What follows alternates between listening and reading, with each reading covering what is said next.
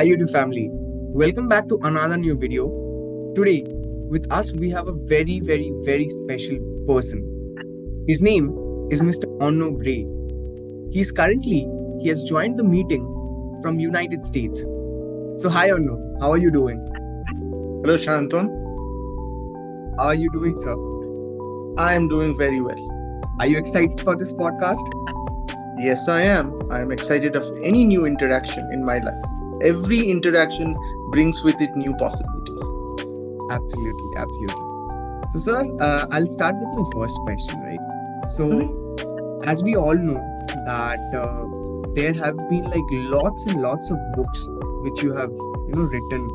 Few have been like very famous. Few were published in OTT platforms as well. So how did you realize this potential of yours?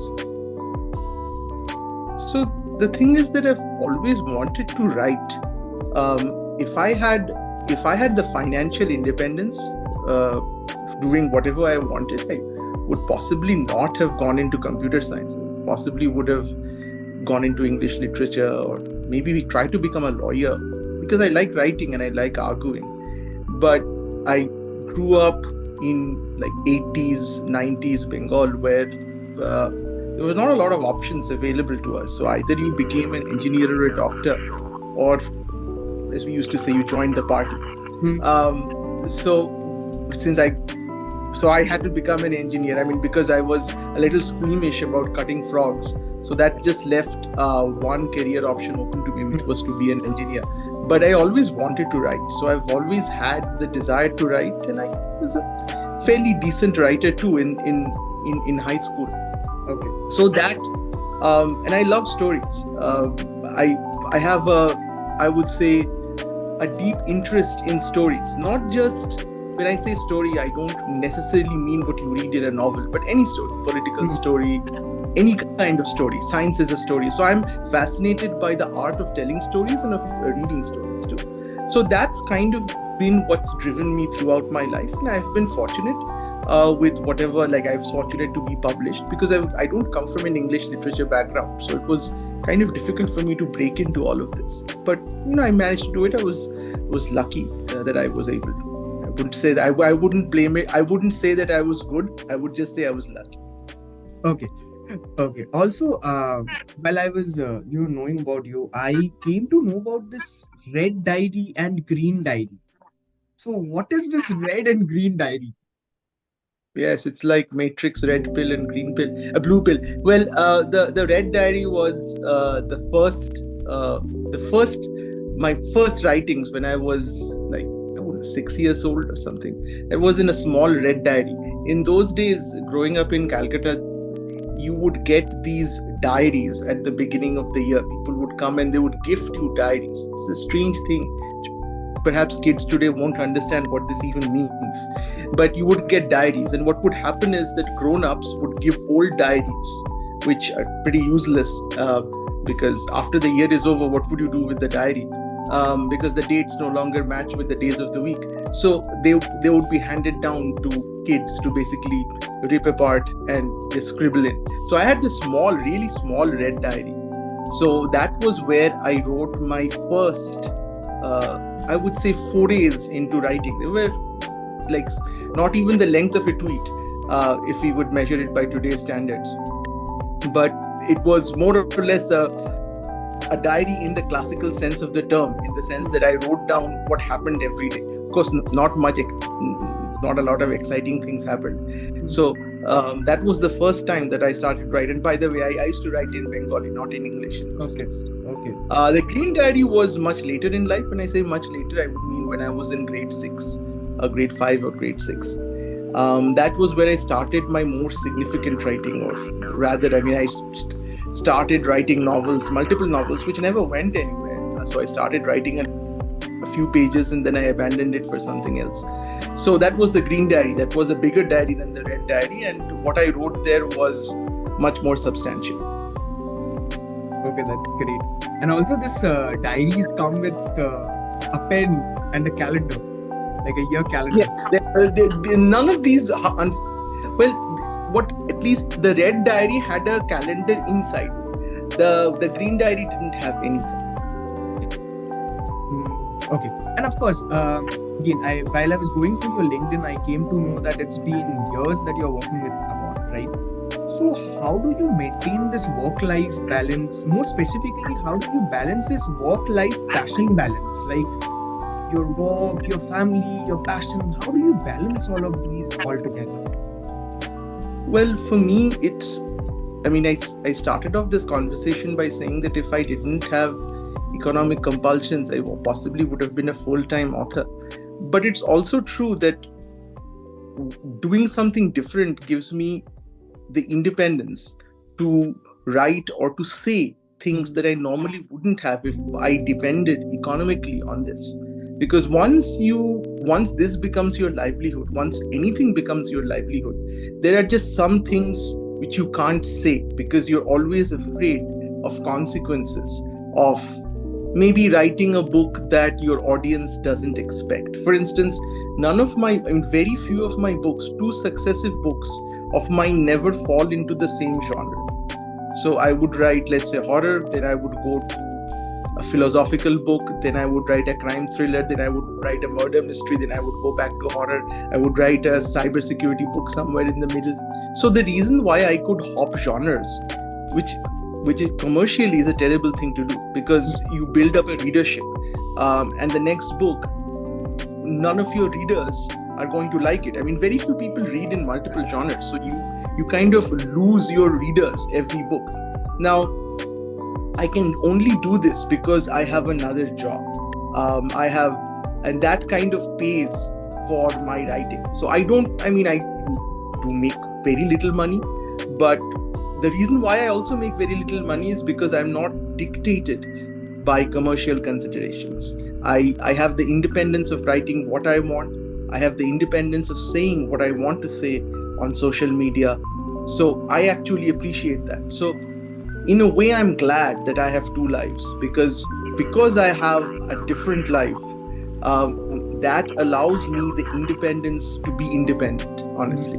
And in terms of time management, of course, it's of course becoming increasingly difficult as I grow older, with increased responsibilities in every sphere to kind of balance my lives. But and the way I manage it is basically I'm not as prolific as I used to be. So if I was not working, I would perhaps write many more books. I would have written, because I have the plots and the ideas to write at least 6 or 7 more books. But the fact that I don't write them is because I have to balance my other life. That's the reason. And I don't regret that. So I'm absolutely fine with this. I'm going a little off the topic, and this is for the ones who are actually new in this genre. You mentioned one thing, that I write books from different categories, and that is the reason why I do not have my reader will not like the second book. But also at the same time, does this open up a longer perspective from the from the perspective of an author perspective? Does this open a huge market to you or to anybody who is not following a stereotype thing and writing different books? Because your first book might be a horror, so the horror specific audience might like you, then cybersecurity. So this is also opening up lots of markets for you, right? Or No, it doesn't. I mean, horror and cybersecurity might have some thematic similarity. I'm joking, of course, but no, it doesn't. Especially if you write in cybersecurity, that's a textbook, so there is absolutely no crossover. There are obviously some people who just like my style of writing, so they will possibly write whatever I write. So they will read whatever I write. There are many people I know who've read all of my books, even though they are in different genres, because they like me. They like my writing style, or maybe they like me as a person too, because they have followed my blogs, what I've written on different things. So I think it's more like I like the guy, I know the guy, let me see what he's written. Okay. But in order for you to establish yourself as a commercially successful author, it just can't be people who like you, right? I mean, your market is always limited by because you're never going to be liked by a lot of people. I actually know a lot of people. Like one of the reasons why I like writing is because I've met a lot of interesting people who I otherwise would not have met. I'm not a very social person, so in my daily life I don't go out and meet people. But and the reason for that is I've always found that in my surroundings I usually don't have people who are like me. I'm a very unique kind of a person, and I don't mean it in a very positive way either.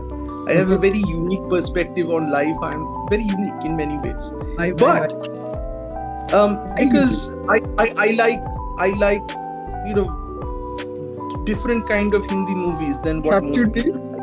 Because you like Shakchunni over a fairy tale, maybe that is the reason why? No, I don't think that is the thing. It is, if you read what I write and if you know me, you realize that I'm not like most people. So, but that doesn't mean that there aren't people like me. So writing my books and being on social media allows me to find these people, even though they are in geographical locations where I will never go. So that is, but coming back to your original question, it's not usually the case that a lot of people, like people who just follow horror, like a lot of people who just read horror, they will not read Yatrik because there is no horror in it. And if by mistake they buy Yatrik thinking it to be horror, they will find that it's not. And it's like going to eat biryani. I mean, you might love biryani, but if they give you, let's say, Chinese food, then you're not expecting that, right? So you would feel kind of cheated. So sometimes many of my readers feel cheated if they haven't done their research going in and they buy a book. So no, you will rarely find any author who writes in every genre. I mean, think of any author. Can't. Stephen King doesn't. J.K. Rowling doesn't. I mean, J.K. Rowling went from writing Harry Potter to murder mystery. What did she do? She changed her name to do that. So people don't usually do that. Very few people. And I mean, J.K. Rowling would possibly be the only example who's written in two genres. You normally won't find people writing in different genres. Right, correct. I agree. They don't. I agree. I got my answer. So, of course, we'll talk about your book, Shakchunni. But before that, I was going through your post and you mentioned about this one book, which is The Mind. And you mentioned that this book you republished after 12 years. So why?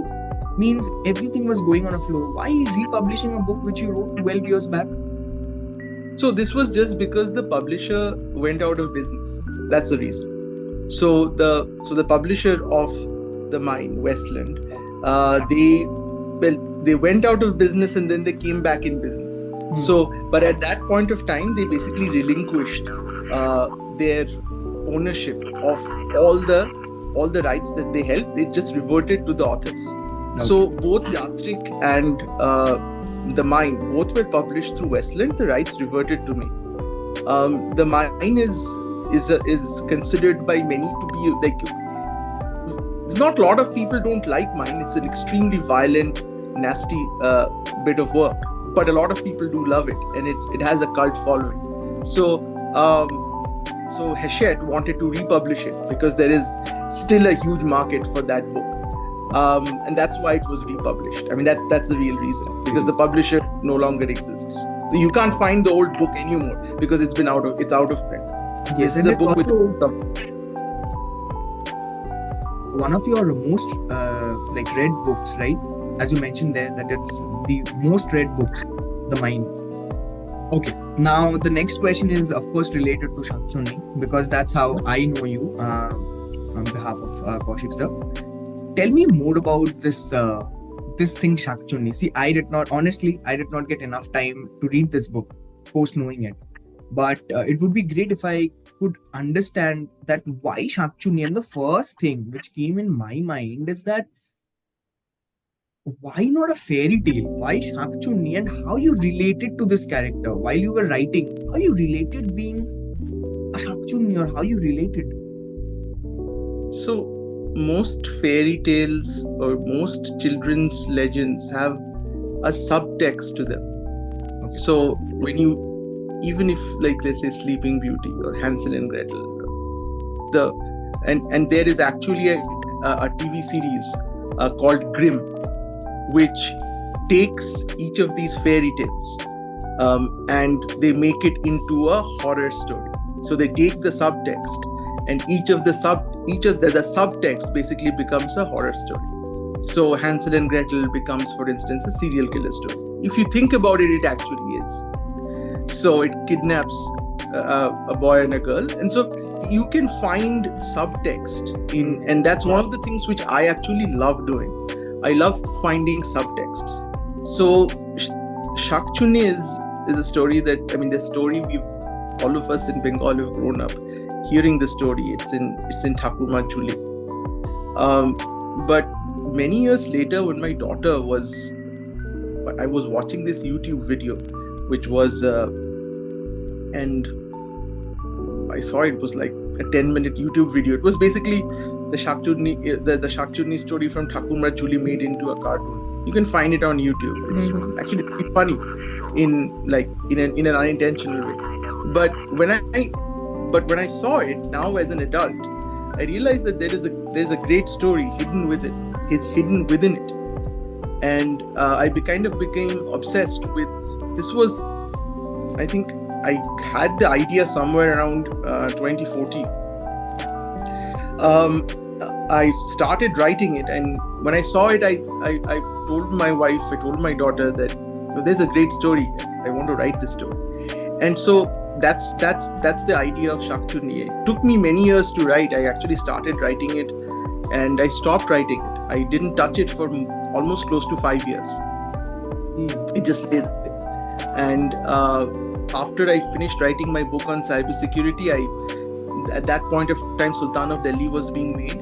So I started writing. I kind of rewrote Shakchunni. I kind of picked up 30% into the book, which is where I had abandoned it last time.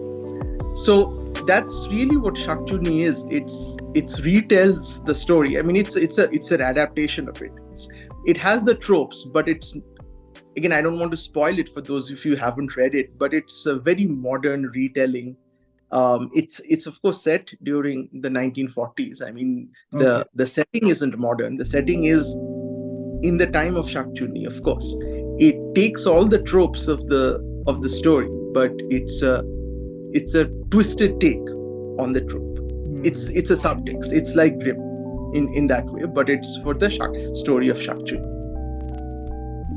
Again, also you mentioned that while writing Shakchunni, you moved to cybersecurity and then again came back to Shakchunni. So while you came back, was it difficult for you to again expand the story, or you were prepared? I was prepared. Whenever I start writing a book, I always know how the book is going to end. So the ending is always there. Otherwise, I won't write a book. If I don't think that the ending is exciting enough, there is no point in writing a book. So no, I had no problems coming back. It's just that I stopped writing for about 4 years. I stopped writing fiction, that is. Right. Now, moving from this book thing into OTT. Now the question for my audience is, or anybody who want to do this or maybe follow your steps later down the line. So Mahabharat and Sultan of Murders. Mahabharat Murders and Sultan in Delhi. So these are the two books which I know are published in OTT. So what is the process? How does this happen? Like, do you go out and reach out to people, or somebody comes up to you reading your books? How was the process of making it in OTT? Is a very, very big thing. Like, it's an achievement. So how this happened? So it usually happens. Okay, so the paradox is that my biggest achievement. How should I put it? Let's just say that the Mine was when Mine came out in 2012, about 6 months into publication of Mine, Creative Artists Agency, which is one of Hollywood's biggest agents, they represent, at least used to represent, Tom Hanks and people like that. So they approached me. I mean, it's a very famous line that CA comes to you, you don't go to CA. I didn't stay in Los Angeles then. I stay in Los Angeles now. But CA approached me because they wanted to represent the mine. They felt that it had enough potential to be made into a major Hollywood production, not India, Hollywood. So, but again, nothing really panned out based on that. We tried. I mean, it went to, pretty famous people at that point of time, because it's, as I said, the mine is a very unique story. Unique story even in terms of a global audience. Like, I mean, I wouldn't have said it. Creative Artists Agency felt so at that point of time. Anyways, so my first and perhaps my biggest thing never happened. It just goes to show how difficult it is to get into the OTT space. But the thing is that they approach you. You can't go to them. So somebody usually, I mean, they have people who read books. And since my books are usually, because I love cinema, my books are very cinematic. So I can understand why it would be easier to make my books into cinema than maybe many other authors, because I think cinematically too. I think of camera angles and stuff when I write, and I'm pretty sure that I can connect to somebody who wants to make cinema out of my book. So in both these cases, I was actually approached by people from the two studios, and usually there is an agent involved. So for Sultan of Delhi, there was an agent. So the agent basically connects you. Mahabharat Murders was an unagented. It was a direct approach by the studio. So again, usually if you try to find somebody to make your book into OTT, that's usually not work. It's usually they read books and then they decide. Again, there is, as I said, the biggest people in the world wanted to make it at one point of time. But if it doesn't work out, it doesn't work out. Right. Many good ideas don't work out. Correct. Absolutely. It's all about execution. That's what I learned from Shark Tank. It's about luck also. It's about maybe the mine had come out now. Also, when I wrote The Mine, it was, I would say, looking back on it, I could have written it in even a better way. I think this was essentially my first fiction novel. So it had quite a bit of rough edges. Now the story is extremely powerful, so it gets by. But in terms of writing style, maybe it could have been written in a better way. Also, I honestly, I mean, I was much younger then. So nowadays when I write books, I also have this OTT thing in mind, of course. I would be lying if I said I didn't have it. But when I wrote mine, I had absolutely no idea what OTT or cinema was. Maybe if I'd written it now, it would perhaps be made. Also, I think that Hollywood has also changed in those days. In one of the big problems that they said with The Mine was just the use of Indian names. So when the studios asked me to kind of write a synopsis, they wanted me to change them to Christian names, because they couldn't deal with Indian names. There was nothing Indian about the story, by the way. It's all set underneath a ground. It's a mine. So there's nothing, I mean, they're just Indian characters. I mean, they just have Indian names. It's nothing there is quintessential Indian. It's a very international novel. But even the fact that names like Preeti were used, Preeti and Anjali, that itself turned off people in Hollywood in those days. Maybe nowadays that wouldn't have been the case. Right, I understand. Yes, now, again, I saw one of your pictures in LinkedIn with your daughter, and at the back, I saw a huge bookshelf. So, name 3 books which you will pick randomly, sit, relax. Maybe those books you have already read, but still 3 books you'll randomly take out, sit in an evening with a cup of coffee and read.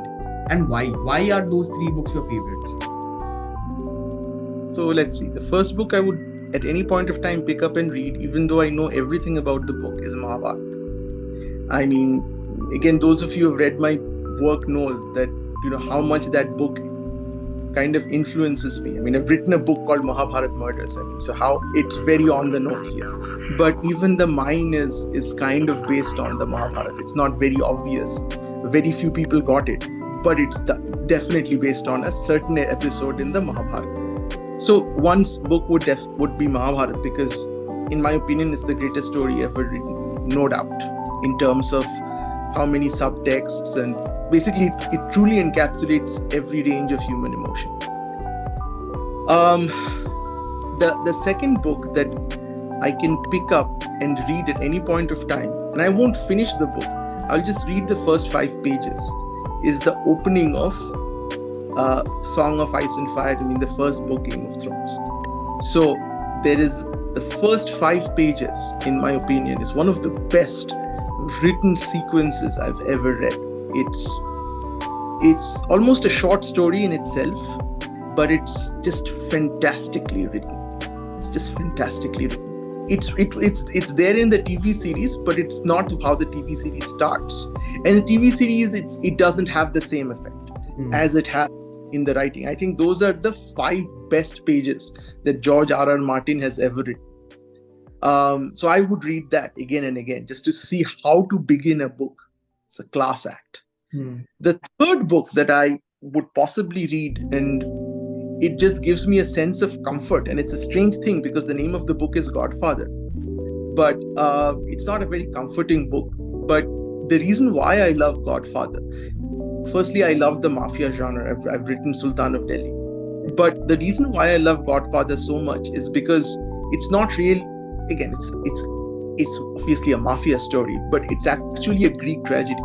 It has all the elements of Greek tragedy, and just somebody taking the trope of, taking the conventions of classic Greek tragedy and writing a mafia story. Don Corleone is basically a god. They have god, fallen gods. They have everything that you find in Greek myth is there in the book. And that's why I love the book so much, because I love things that are 2 things at the same time.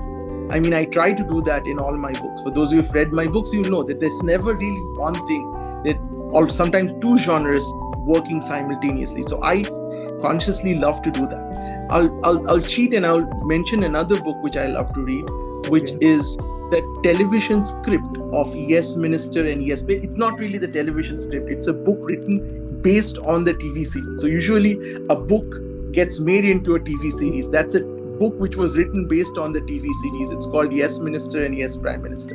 And the reason why I love it is because it's just, every line is so cleverly written. It's hilarious, but it's not hilarious in the sense that somebody is trying to make you laugh.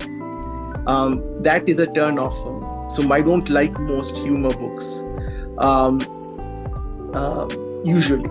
But that's a very rare humor book which I love, because it's not trying too hard, but it still is perfect. The lines are amazing. Okay. So we are almost at the verge of the last question, and it's a bit of an emotional question, but answer it with all the honesties and all the emotions that you have. Do you miss India? Do you miss Kolkata? So the thing is that, okay, so here's something which I truly sincerely believe, is that we are always dying.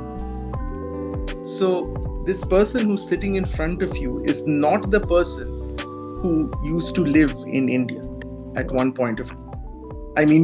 This is a scientific truth, is that my cells from 1990s are all dead.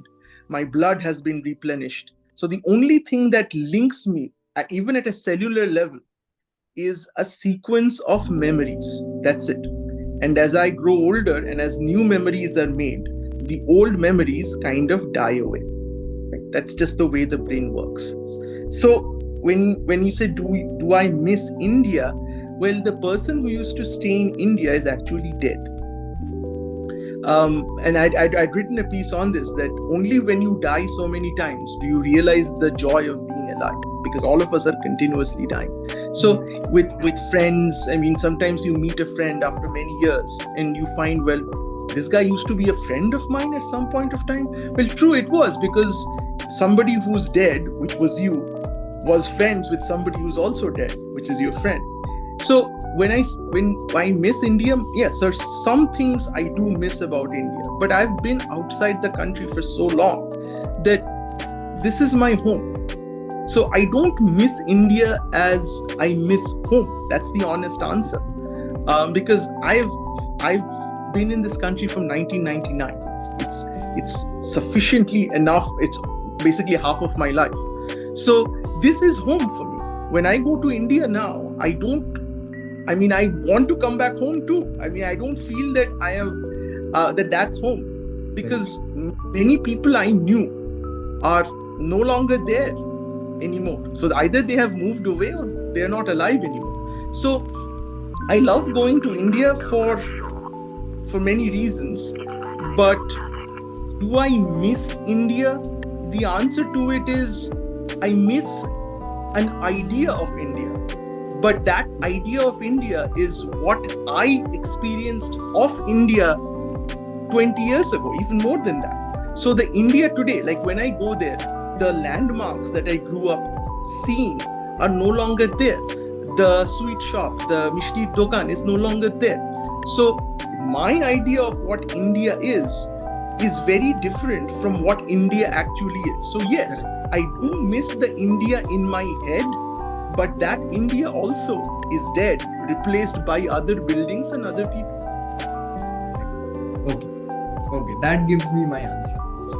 Okay, so this was my last question. So thank you so much for joining me, being in this podcast. Thank you so much.